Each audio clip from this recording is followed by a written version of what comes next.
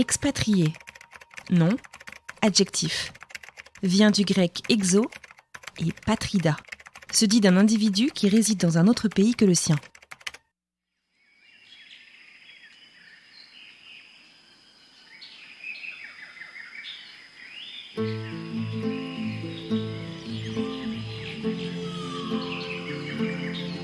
Mardi dernier, notre invitée de la semaine, Sélénie, nous a partagé son expérience au Pérou, en Équateur et au Mexique. Elle nous a raconté son histoire de famille, elle nous a raconté son amour pour la culture sud-américaine et elle a brièvement mentionné une randonnée qui l'avait vraiment bouleversée, la montée du Machu Picchu. Et aujourd'hui, je vous propose, dans ce petit bonus, de partir grimper le Machu Picchu en compagnie de Sélénie. C'est parti. On avait du coup un week-end de 4 jours plus ou moins, donc on était en bus plus ou moins à 8 heures de bus il me semble.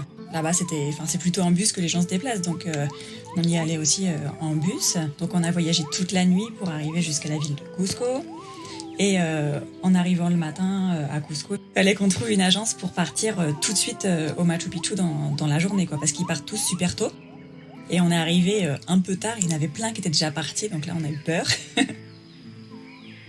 Et finalement on a trouvé ils appellent ça ici des colectivos, c'est des petits vannes en fait, où ils entassent plein de gens là-dedans, et c'est parti quoi. Donc après la nuit de 8 heures dans le bus, on a dû prendre donc un collectivo pour au moins 5 heures. Des petites routes à flanc de falaise, quand tu croisais un autre collectivo, tu faisais « Oh putain, on va pas passer là !»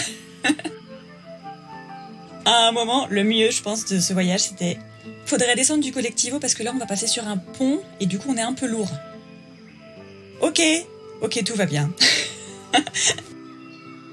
Non, mais en fait, c'était pas un pont, ce truc, c'était des bouts de bois qui étaient mis comme ça. Tu sais pas comment ça tenait par la magie, quoi. C'était clairement... Donc ensuite, on arrive à un endroit qui s'appelle Hydroelectrica. Donc là, il n'y a plus d'accès. Après, tu peux plus... c'est tout à pied, quoi.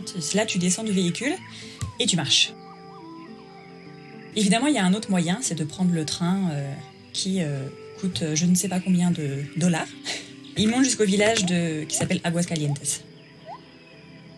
Et donc, c'est là où on allait passer la nuit.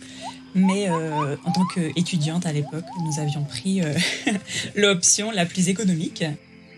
Donc en arrivant à Hydroelectrica, on a décidé donc de marcher le long des rails.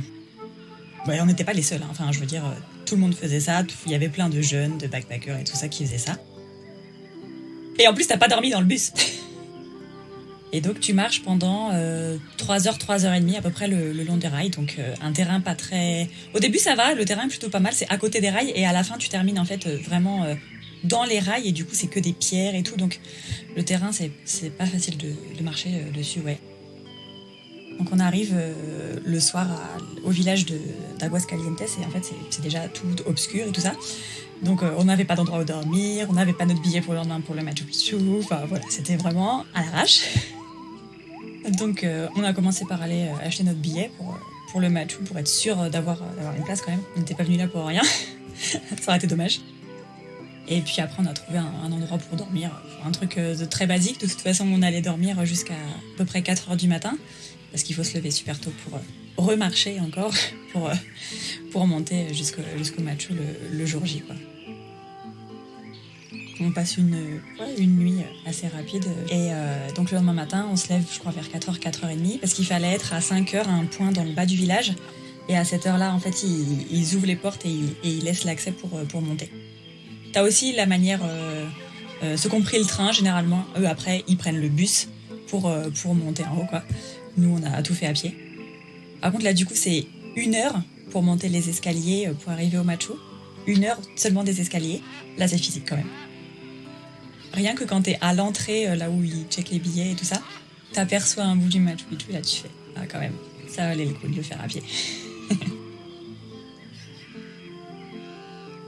Donc on rentre sur le site du Machu. Donc au début tu vois plutôt tout ce qui est les ruines. Au début tu vois pas encore en fait la montagne, la fameuse montagne. Tu visites les ruines, tout ça. Enfin c'est assez. Il fait frais, c'est le matin. C'est un peu brumeux en plus et ça commence à se dégager. Donc là on se dit c'est bon, on va avoir vraiment la super vue quand on va être en haut, quoi. Et non, franchement, c'est top. Enfin, c'est vraiment magique comme endroit, ça vaut le coup. T'as les lamas qui sont là autour de toi, qui... c'est vraiment top. Non, c'était la saison des pluies. Et c'est vrai que tout était vert et t'entendais en fait le fleuve dans le fond de la vallée qui avait beaucoup de débit en fait à cette époque-là. Parce qu'il y a une époque de l'année où il est à sec. Mais nous, quand on est passé du coup sur un pont, et là tu vois le débit avec de l'eau marron qui met vraiment pas mal de débit, quoi. Tu dis, faut tomber dedans, quoi. Et donc en fait, quand t'es en haut, tu vois tout ce que t'as fait à pied en fait. Tu vois là où t'es passé, à côté des rails du train. En fait, tu te dis, en fait, j'ai fait tout le tour de la montagne du Machu et je m'en suis pas aperçue, quoi.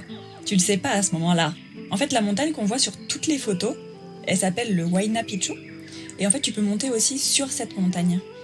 Mais avec déjà tout ce qu'on avait fait à pied, et le même jour, il fallait qu'on redescende tout.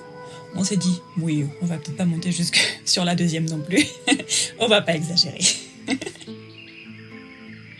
Je crois que j'étais allée en début avril. Donc, dans tous les pays d'Amérique du Sud, ils ont ce qu'on appelle la semaine sainte, quoi. Enfin, c'est notre semaine de Pâques. Ils sont tous en vacances à cette époque-là. Donc, il y avait beaucoup de tourisme local. Comme on y était super tôt le matin, on y était à l'ouverture, avant que tous les bus arrivent en haut. Ça nous a vachement aidé aussi pour être tranquille sur le site, pour avoir le temps d'en profiter avant que ça soit plein. Et finalement, on y était, à 7h, on était là-haut, quoi. Et vers midi, on commençait à redescendre. Donc, on a vraiment eu 5 heures assez tranquille, quoi.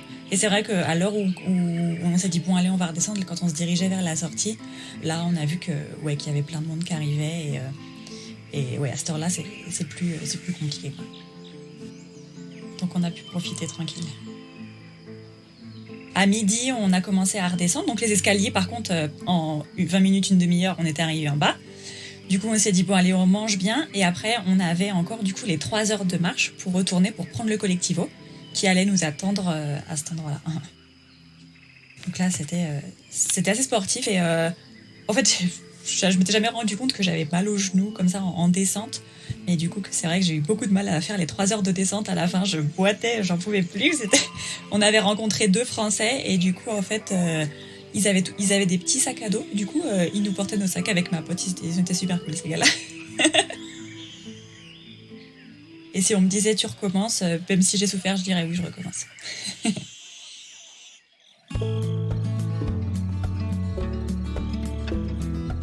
Et voilà, c'est terminé pour aujourd'hui. Et pour de bon, pour cette semaine, à nouveau un immense merci à Sélénie pour ce super partage et ces beaux instants de voyage. Si vous n'avez pas encore écouté l'épisode de mardi, je vous invite sincèrement à aller le faire pour découvrir toute l'histoire de Sélénie. Et à la fin de l'épisode, vous découvrirez même le thème de l'épisode de mardi prochain. Bonne semaine et à mardi!